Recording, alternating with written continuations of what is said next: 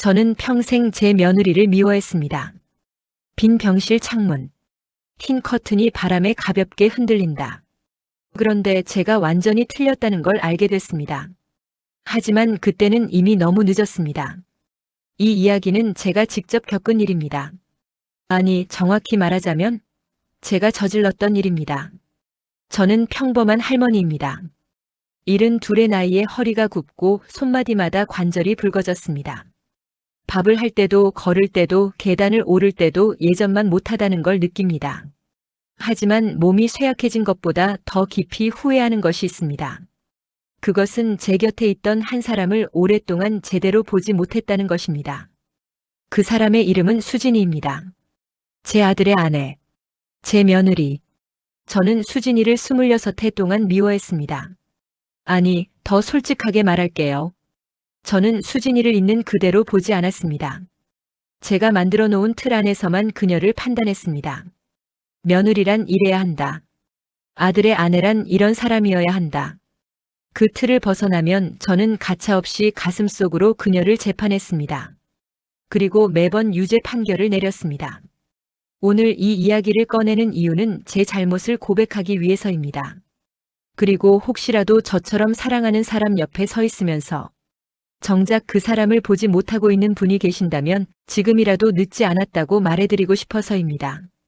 하지만 저처럼 정말 늦어버린 분도 계실 겁니다. 그분들께는 이 이야기가 그저 함께 우는 시간이 되길 바랍니다. 자, 그럼 시작하겠습니다. 제 생에 가장 부끄럽고 가장 소중한 이야기를. 수진이를 처음 본 것은 제 아들 민준이가 그녀를 집으로 데려온 날이었습니다. 이 사람과 결혼하고 싶다고 했습니다. 저는 그날 수진이를 보자마자 마음속으로 뭔가 탁 걸렸습니다. 뭔가 이상하다는 느낌이 아니었습니다. 그냥 제가 상상했던 모습이 아니었습니다. 저는 오랫동안 아들의 배우자를 그려왔습니다. 밝고 활달하고 처음 만나는 어른에게도 살갑게 다가오는 그런 사람. 음식도 잘하고 명절 때 자연스럽게 부엌에 들어와 팔 걷어붙이는 그런 사람. 무엇보다 저를 보고 환하게 웃어주는 그런 사람. 그런데 수진이는 달랐습니다. 말이 적었습니다. 웃음도 조용했습니다. 어른에게 먼저 다가오기보다 조금 물러서서 기다리는 타입이었습니다. 그날 저녁 식사 내내 저는 수진이에게 몇 가지를 물었습니다. 직장은? 가족은? 요리는 할 줄 아니? 수진이는 짧게 대답했습니다. 네, 조금 합니다. 네, 배워보겠습니다. 저는 그 짧은 대답들을 무성의함으로 받아들였습니다. 지금 생각하면 그녀는 낯선 어른 앞에서 최선을 다해 예의 바르게 앉아 있었던 겁니다. 하지만 저는 그것을 차갑다고 느꼈습니다. 그날 밤 아들에게 전화를 했습니다. 그애 좀 더 지켜보자. 엄마는 아직 모르겠다. 그것이 시작이었습니다. 제가 수진이에게 씌워놓은 유리 감옥의 첫 번째 벽이 세워진 날이었습니다. 결혼 후 처음 몇 달은 우리 집에서 함께 살았습니다. 지금 돌이켜보면 신혼부부에게 그것은 얼마나 힘든 일이었겠습니까? 하지만 그때의 저는 그 생각을 한 번도 하지 않았습니다. 수진이는 아침마다 일찍 일어났습니다. 하지만 제가 원하는 방식으로 밥을 하지 못했습니다. 간이 맞지 않았고 국이 싱거웠고 반찬이 제 손맛과 달랐습니다. 저는 매번 말했습니다. 이건 이렇게 하는 게 아니야. 우리 민준이 이런 거 못 먹어. 수진이는 아무 말도 하지 않았습니다. 고개를 숙이고 네 하고 대답했습니다. 다음 날 또 같은 말을 들었습니다. 그래도 수진이는 아무 말도 하지 않았습니다. 저는 그 침묵이 불만이라고 생각했습니다. 속으로 나를 무시하는 거라고 생각했습니다. 지금 생각하면 알 것 같습니다. 그 침묵은 불만이 아니었습니다. 그것은 상처를 받으면서도 관계를 지키려는 인내였습니다. 하지만 그때의 저는 그 인내를 계속 시험했습니다. 인간이 사용하는 무기 중에 가장 날카로운 것은 칼이 아닙니다. 말입니다. 저는 날마다 그 무기를 꺼내 들었습니다. 심지어 의도하지 않을 때도 사용했습니다. 명절이면 이런 말을 했습니다. 다른 집 며느리들은 벌써 전 다 부쳤던데.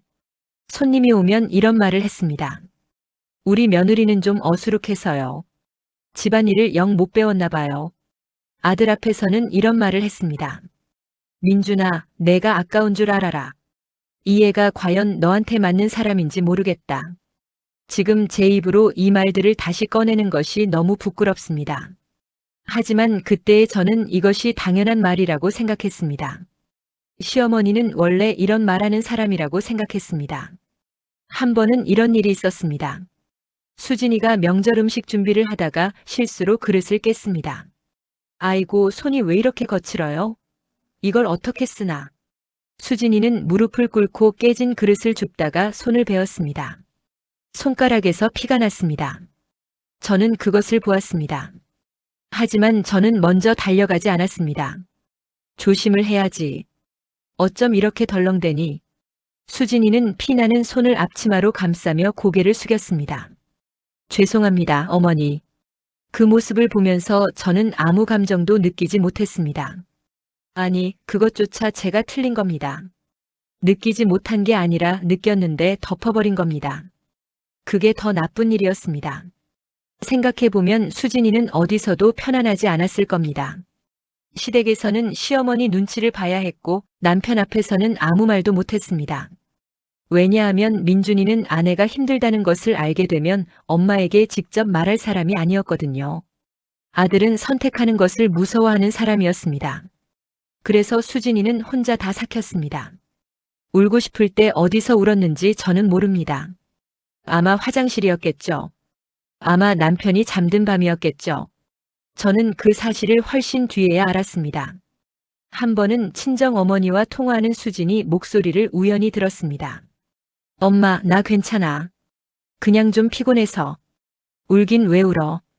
그 말을 들으면서 저는 무슨 생각을 했을까요? 오히려 이렇게 생각했습니다. 피곤하다고? 집에만 있으면서 뭐가 피곤해? 지금 이 말을 다시 꺼내는 제 가슴이 얼마나 미어지는지 모릅니다. 수진이는 그저 엄마에게 나 지금 많이 힘들어라고 말하지 못했던 겁니다. 그 말을 하면 엄마가 걱정할 것 같았기 때문에. 그 말을 하면 엄마가 시어머니를 원망할 것 같았기 때문에. 수진이는 그런 사람이었습니다. 자신이 아파도 다른 사람이 더 아플까봐 먼저 숨기는 사람. 그런데 저는 그것을 몰랐습니다. 아니, 알려고 하지 않았습니다. 어느 저녁이었습니다.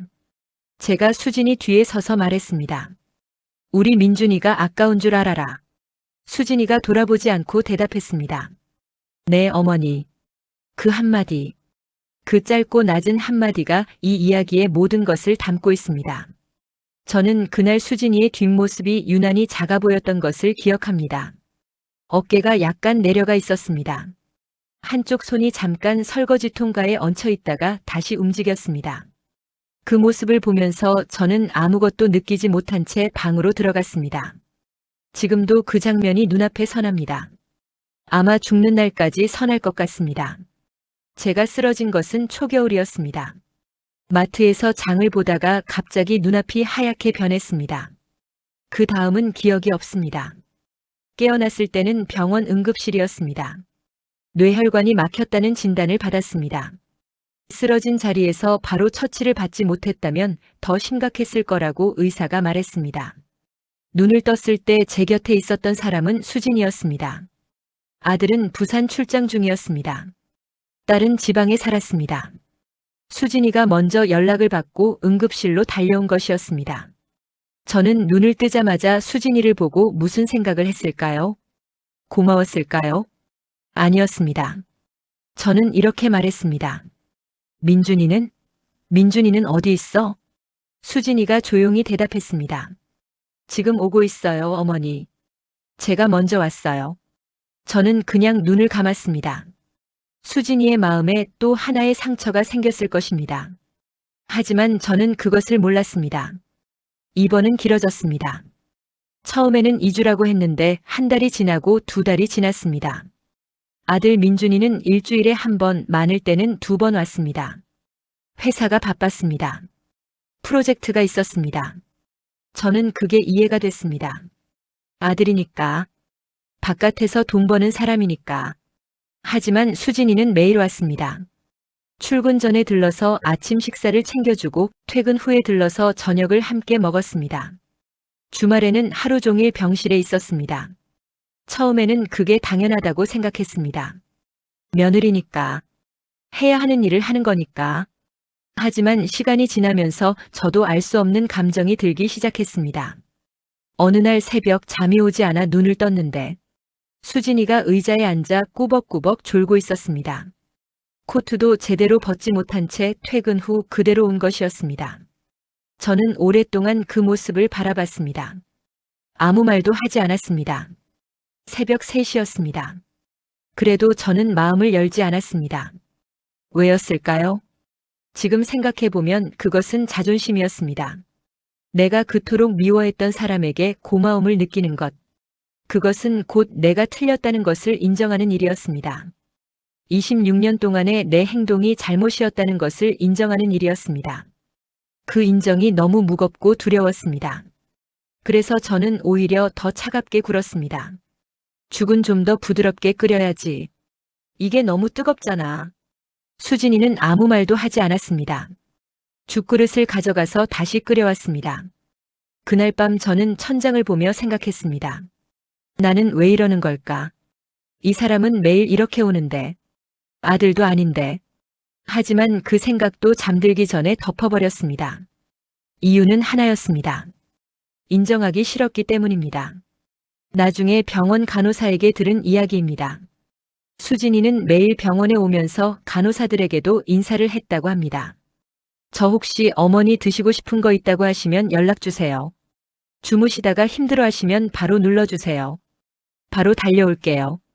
그래서 간호사들 사이에서 수진이는 그 효도 며느리로 불렸다고 합니다. 저는 그 이야기를 듣고 처음에는 무슨 말인지 몰랐습니다. 효도 며느리. 간호사가 웃으며 말했습니다. 따님이세요? 아니면 며느리세요? 진짜 딸 같아요. 저는 아무 대답도 하지 못했습니다. 며느리입니다. 라고 말하는 순간 제가 그 며느리에게 26년 동안 해온 일들이 떠올랐기 때문입니다. 위기가 닥쳤을 때 비로소 알게 되는 것이 있습니다. 누가 진짜 내 사람인가? 어떤 사람들은 의무감으로 나타납니다. 어떤 사람들은 피를 나눴기 때문에 옵니다. 어떤 사람들은 남들 보기에 어쩔 수 없어서 옵니다. 그런데 수진이는 왜 왔을까요? 피를 나눈 것도 아닙니다. 남들이 보는 것도 아니었습니다. 새벽 3시에 혼자 졸고 있는 것을 아무도 보지 않았습니다. 그냥 왔습니다. 매일 왔습니다. 저는 그 그냥의 의미를 오랫동안 이해하지 못했습니다. 나중에야 알게 됩니다. 그 그냥이 이 이야기의 전부라는 것을. 입원한 지 2달이 지난 화요일 오전이었습니다. 수진이가 제 옆에서 신문을 접고 있을 때 담당 의사가 병실로 들어왔습니다. 의사는 차트를 보면서 말했습니다. 김복순 보호자분 맞으시죠? 수진이가 대답했습니다. 네, 제가 보호자입니다. 의사가 수진이를 보면서 말을 이었습니다. 며느리분이시죠? 아, 네. 수고 많으십니다. 그리고 의사가 잠시 망설이더니 말했습니다. 사실 제가 이런 말씀을 드려도 될지 모르겠는데. 의사가 조심스럽게 말을 이었습니다. 며느리분이 몇 년째 병원비를 대신 내고 계세요. 저는 그 말을 처음에 잘못 들은 줄 알았습니다. 뭐라고요? 아, 이전부터 어머니께서 정기적으로 오셨잖아요. 고혈압, 관절, 당뇨 관련해서요. 그 외래 진료비랑 약값을 모두 며느리분 카드로 처리가 돼 있어서요. 저는 그 말이 무슨 뜻인지 한참 생각해야 했습니다. 제가 모르는 사이에? 몇 년째? 내가 모르는 사이에 수진이가 내 병원비를? 저는 수진이를 바라봤습니다. 수진이는 잠깐 표정이 굳었습니다. 그리고 조용히 의사에게 말했습니다. 선생님 잠깐. 의사는 뭔가 눈치를 챈 듯 말을 끊고 나갔습니다. 병실이 조용해졌습니다. 저는 오랫동안 아무 말도 하지 못했습니다. 머릿속으로 계산이 됐습니다. 몇 년. 제가 몸이 나빠진 것은 5년 전부터였습니다. 그러면 수진이는 그때부터? 저는 목소리가 나오지 않았습니다. 겨우 입을 열었습니다. 왜 나한테 말 안 했니? 그것은 질문이 아니었습니다. 그것은 무너짐이었습니다. 수진이는 잠시 창밖을 바라보다가 저를 돌아봤습니다. 수진이가 말했습니다. 가족인데요. 단 3글자. 가족인데요. 저는 그 말을 듣는 순간 가슴 안쪽 어딘가가 무너지는 것을 느꼈습니다. 가족. 저는 26년 동안 수진이를 가족으로 대한 적이 있었습니까? 한 번이라도. 진심으로. 우리 민준이가 아까운 줄 알아라. 그 말을 수십 번 하면서 저는 수진이를 가족으로 본 것이 아니라 아들에게 딸린 하나의 도구로 봤습니다. 그런데 그녀는, 그 사람은 가족이라서 했다고 말합니다. 눈물이 났습니다. 제가 스스로도 놀랐습니다. 저는 좀처럼 우는 사람이 아니었습니다. 살면서 3번 울었습니다. 어머니가 돌아가셨을 때, 아버지가 돌아가셨을 때, 그리고 아들 낳았을 때. 그런데 그날 저는 울었습니다. 부끄러워서 울었습니다. 억울해서가 아니었습니다. 아파서가 아니었습니다. 제가 얼마나 잘못 살았는지가 한꺼번에 밀려왔기 때문입니다. 수진이가 조심스럽게 다가와 제 손 위에 화장지를 올려놓았습니다. 그것뿐이었습니다. 어떤 말도 하지 않았습니다. 그 행동 하나가 26년의 어떤 위로보다 깊었습니다. 그날 밤 저는 잠을 자지 못했습니다. 눈을 감으면 수진이의 얼굴이 떠올랐습니다. 처음 만났던 날의 조용한 얼굴. 명절 부엌에서 손을 베었을 때의 얼굴. 새벽 3시 의자에서 졸고 있던 얼굴. 그리고 오늘 가족인데요 라고 말하던 그 담담한 얼굴. 저는 그 얼굴들을 하나하나 다시 보았습니다. 처음 만났을 때 저는 왜 그 조용함을 차갑다고 느꼈을까요? 어쩌면 수진이는 어른 앞에서 겸손하게 있었던 것인데 명절 때 손을 베었을 때 저는 왜 위로하지 않았을까요? 아무리 화가 났다 해도 그것은 같은 사람으로서 할 수 없는 일이었는데 새벽 3시에 의자에서 졸고 있는 것을 보았을 때 저는 왜 이불 하나 가져다 주지 않았을까요?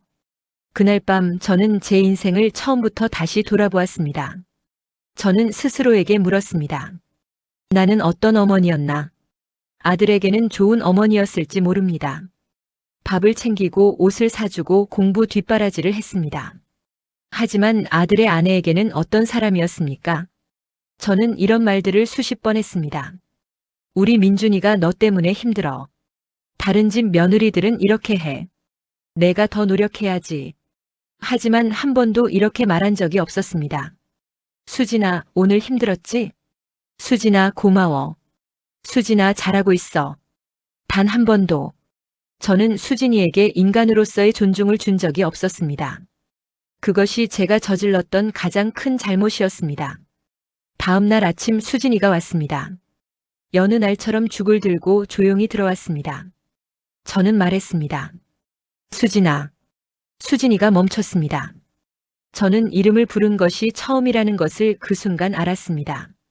26년 동안 저는 수진이를 야, 거기, 이봐라고 불렀습니다. 이름을 부른 것이 그날이 처음이었습니다. 수진이도 그것을 느꼈을 겁니다. 눈이 살짝 흔들렸거든요. 왜 그동안 말 안 했니? 수진이가 죽그릇을 테이블에 내려놓으며 대답했습니다. 말하면 어머니 더 부담스러우실까 봐요. 저는 그 말에 다시 눈물이 왔습니다. 부담스러우실까 봐. 저를 배려한 것입니다. 저에게 그토록 상처를 받아온 사람이 저를 배려해서 아무 말도 하지 않은 것입니다. 저는 오랫동안 침묵했습니다. 그리고 겨우 입을 열었습니다. 내가 잘못했다. 수진이는 아무 말도 하지 않았습니다. 내가 너를 너무 힘들게 했어. 수진이는 고개를 숙였습니다. 오래됐어. 처음 만났을 때부터 내가 너를 제대로 보지 않았어. 수진이의 어깨가 살짝 흔들렸습니다. 미안하다. 그 2글자가 나오는데 26년이 걸렸습니다. 수진이는 한참 고개를 숙이고 있다가 얼굴을 들었습니다. 눈이 붉어 있었습니다. 입술을 꽉 물고 있었습니다. 그리고 웃었습니다. 눈물이 고인 채로 웃었습니다.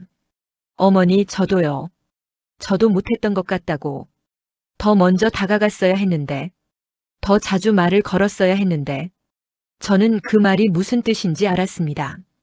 수진이도 오랫동안 혼자 걸어왔다는 것, 그러면서도 관계가 나빠지지 않도록 혼자 버텼다는 것. 그날 우리는 오래 울었습니다. 무슨 말을 더 하지는 않았습니다. 설명도 변명도 용서도 구하지 않았습니다. 그냥 함께 울었습니다. 인간이 나눌 수 있는 감정 중에 함께 우는 것만큼 진한 것이 있을까요? 분노는 혼자도 할 수 있습니다. 기쁨도 혼자 느낄 수 있습니다. 하지만 깊이 함께 우는 것은 서로를 진심으로 이해할 때만 가능한 일입니다. 그날 아침 병실 창으로 햇살이 들어왔습니다. 수진이가 제 손을 잡았습니다. 저도 수진이 손을 꽉 잡았습니다. 오래 걸렸지만 그 순간은 왔습니다. 퇴원하는 날이 왔습니다. 3개월 만이었습니다. 아들 민준이도 왔습니다. 딸도 왔습니다. 가족들이 병실 앞에 모였습니다. 저는 짐을 정리하면서 수진이를 불렀습니다. 수진아, 이리 와봐. 수진이가 왔습니다. 저는 천천히 수진이의 손을 2손으로 잡았습니다. 그 손이 참 작았습니다. 26년 동안 일을 해온 손. 아무도 모르게 병원비를 낸 손. 새벽에 죽을 끓이고 빨래를 하고 이불을 개던 손. 작고 조금 거칠고 따뜻한 손이었습니다. 저는 그 손을 꽉 쥐고 말했습니다. 고맙다 우리 딸. 수진이가 멈췄습니다. 눈이 커졌습니다. 딸. 26년 만에 처음 듣는 말. 수진이는 아무 말도 하지 못했습니다. 눈물이 차올랐습니다. 저는 계속했습니다. 내가 너무 늦게 알았다.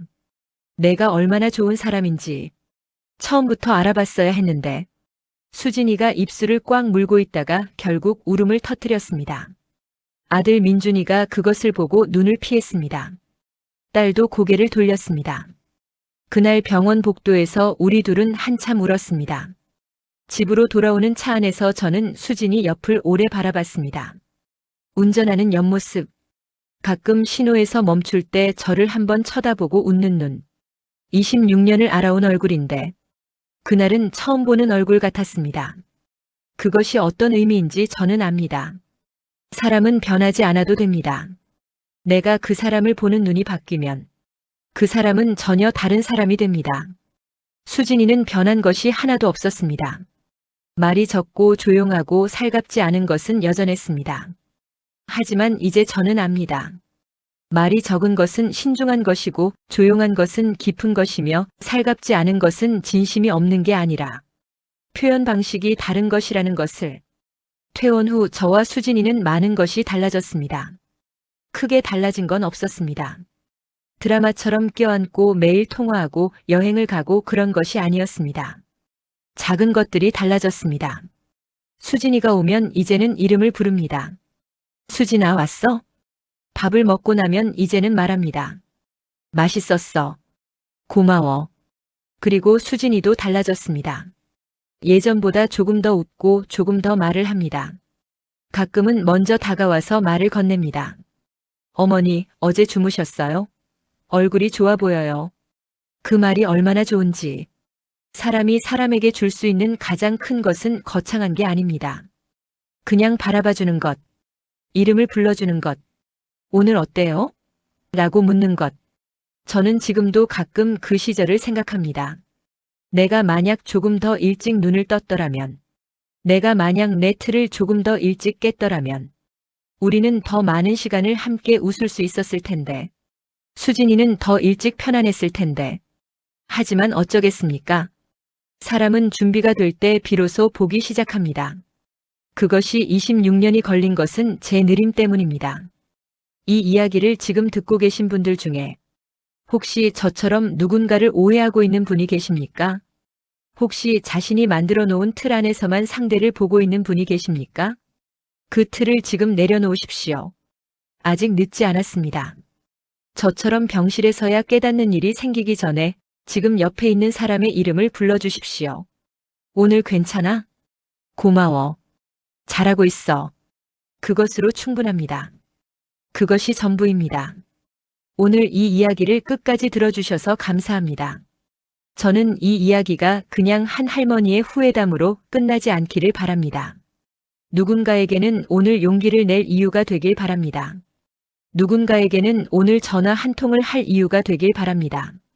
누군가에게는 오늘 잠들기 전 옆 사람 손을 한번 잡아줄 이유가 되길 바랍니다.